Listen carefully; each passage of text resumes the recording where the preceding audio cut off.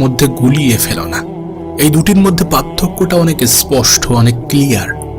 ভালো লাগা হচ্ছে পাওয়ার আকাঙ্ক্ষা, আর ভালোবাসা হচ্ছে হারানোর ভয়। আবারও বলছি, ভালো লাগা হচ্ছে পাওয়ার আকাঙ্ক্ষা, আর ভালোবাসা হচ্ছে হারানোর ভয়।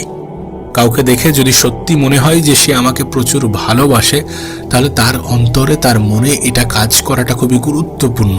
হারানোর ভয় থাকাটা খুবই গুরুত্বপূর্ণ।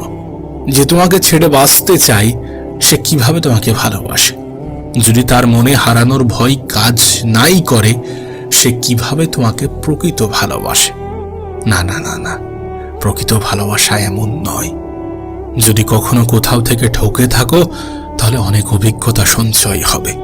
দু একবার ঠকাটাও প্রয়োজন, এতে মানুষের মস্তিষ্কটা খোলে। আমি দেখেছি অনেকে অনেক নেগেটিভ সিদ্ধান্ত নিয়ে থাকে। আমি দেখেছি অনেকে নিজেই নিজেকে কষ্ট দিয়ে থাকে, নিজেই নিজেকে ধ্বংস করার কথা ভাবে।